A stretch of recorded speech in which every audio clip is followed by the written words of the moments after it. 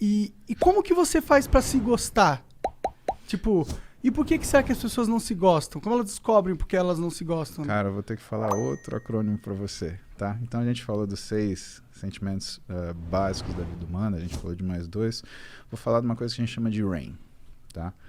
RAIN, ele é um acrônimo daquilo que tem que ser a sua atitude quando você se vê de frente a um desafio, uma dificuldade ou um problema. O que você faz, né, no seu dia a dia? Primeira coisa, você tem que se confrontar. Né? E aí tem um problema grande que tem muita gente que não se gosta porque evita se confrontar. E a gente precisa confrontar nossos medos, nossas tristezas, como eu falei, nossa repulsa, nossa raiva. Né? A gente precisa olhar para a gente e entender do que a gente quer ou não. Né? E aí vem a gente aprender a falar não, a gente aceitar aquilo que nos desafia. Mas existe uma forma muito técnica de você fazer isso. E é justamente por esse acrônimo. O que é a primeira coisa, RAIN? Reconhecer. Então você olha para aquilo e fala, isso me incomoda. Segunda coisa, aceitar. Você é assim.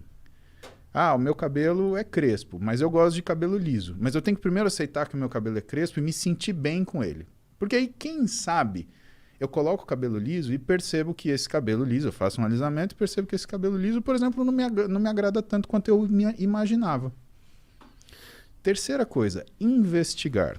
Reconhecer, aceitar e investigar. Por que você vai investigar? Você tem que entender de onde vem aquilo de você. E por último, não identificar. Ou seja, você nunca vai trazer para você. Você é um sentimento ruim, fique aí. Isso é importante para você se conhecer e para você conseguir tomar as decisões que te agradem, porque a gente é obrigado a tomar muita decisão que nos desagrada. Agora, tem algumas que nós não somos obrigados a tomar. Tem coisa que nós não somos obrigados a ouvir. E a gente tem que limitar esse barulho externo. Até porque a gente fala, não interessa o que os outros falam. Interessa, sim. Aquilo te machuca. Com o tempo, tudo bem. Você vai se calejando. Agora, o quanto de ferida você carrega na sua vida porque você deixou que essas coisas te machucassem. Hoje, com 42 anos, eu sou um monolito. Para o cara me derrubar, puta, tem que ir fundo. Ele tem que mexer com algumas coisas que estão muito dentro de mim.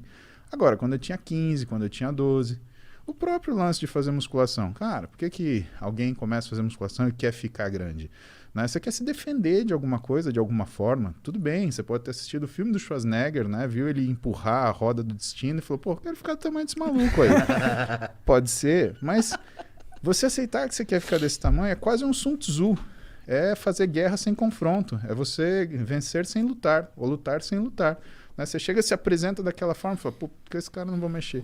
Né? E isso na nossa vida profissional, isso na nossa vida do dia a dia, né? Ninguém vai te dar um esbarrão na rua se ele olhar para você e falar, não, isso daqui não vai dar muito certo se eu fizer isso. Se ele querer esbarrar de volta, eu acho que eu vou sair voando. Eu acho que vou pegar um pedala. Mas essas coisas, elas são importantes. E isso que a gente se preocupa, assim, na verdade, é que as pessoas, elas estão numa fase, principalmente hoje, com toda essa conversa de aceitação, etc., que você percebe que as pessoas, elas não estão se confrontando mais.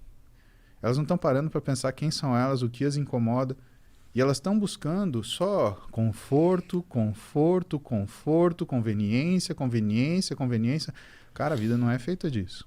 É feita do oposto, inclusive, né? Exatamente.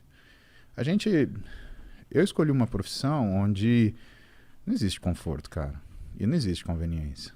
Principalmente quando você dá plantão num pronto-socorro de trauma, cara, não tem conforto nenhum. Você tá 3 da manhã, chegou o cara que caiu de moto, ele tá parecendo um quebra-cabeça de 2.000 peças. Né? Você fala, não, espera um pouquinho, para de sangrar que eu preciso ainda estudar o que eu vou fazer com você. Não, você se ferra ficando sem dormir, estudando, tomando café, virando noite, dia. Você para de assistir filme, você para de assistir TV, você para às vezes de sair com a tua namorada para assistir aquilo. Mas por quê? Porque tem uma finalidade. Não tem angústia maior para um médico do que olhar para um paciente e não ter ideia de onde ele começa a trabalhar. Isso é uma coisa impensável. E isso é uma coisa que move muitos de nós na faculdade de medicina. Né? Eu não tinha preocupação com prova, por exemplo, Monarca. Eu tinha preocupação quando o paciente fosse sentar na minha frente e falar assim, e aí, doutor, o que eu tenho? Cara, aquilo me dava um desespero que eu falava assim, eu tenho que saber das coisas. Isso a gente estava no primeiro ano passando numa matéria que chamava Introdução ao Hospital. E eu olhava com admiração os meus professores, que eles conseguiam sentar com calma, ouviam o paciente e sabiam conversar com o paciente. E o médico, né, aquele médico bom, aquele médico antigo, aquele médico que ele consegue se conectar com você, porque o trabalho médico ele vem dessa conexão. Porque o que o médico faz, na verdade, né, o que ele vende é a confiança. As pessoas procuram o médico porque confiam nele. Não porque ele se formou no melhor lugar, ou porque ele tem a quantidade de diploma, ou porque ele fez... Não, porque confiam nele, né? E esses professores, eles sentavam com as pessoas e, assim, do jeito que a gente está sentando hoje, tudo bem, Maria, como é que vai você? O que está acontecendo com você? Não, mas antes, me conta um pouquinho da sua vida. Cara, aquilo era sensacional.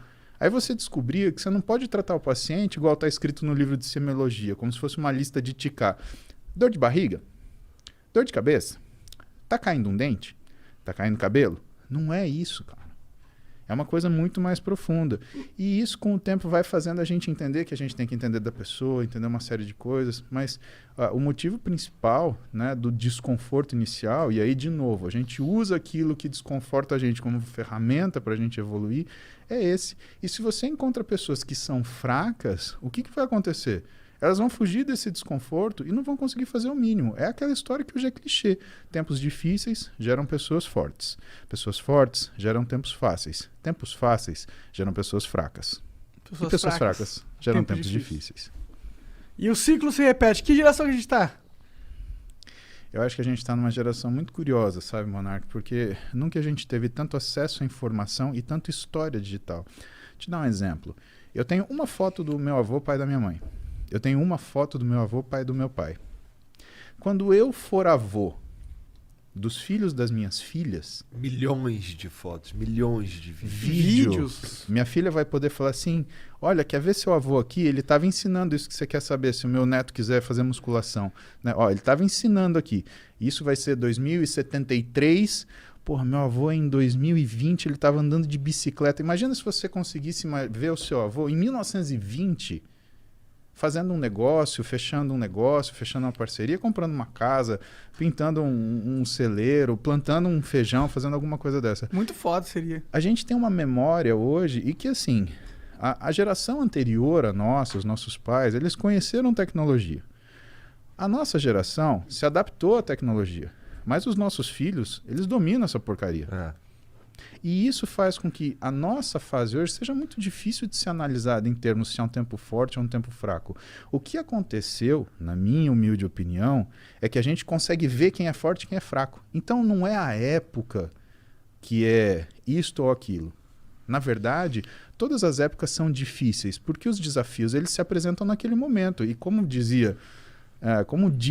né, meu professor de clínica médica, Antônio Carlos Lopes, ele fala, é fácil ser médico do dia seguinte. Quando o paciente está no leito, quando o paciente está todo controlado, medicado, você ser o médico que chega no outro dia e começa a pôr defeito, podia ter feito isso, podia ter feito aquilo. Cara, vai lá atendendo pronto-socorro, o cara sofrendo, gritando, berrando, passando mal, ficando tonto, desmaiando, a família desesperada, olhando para você cansado, com sono, sem tomar banho, com fome. Cara, então é fácil a gente avaliar, falar, foram tempos fáceis, foram tempos difíceis. Todo tempo é difícil. A questão é que a gente hoje consegue ver pessoas fortes, a gente consegue ver pessoas fracas, a gente consegue ver pessoas fortes que se portam como pessoas fracas e pessoas fracas que estão tirando daquilo que é a fraqueza delas a força que elas precisam para sobreviver.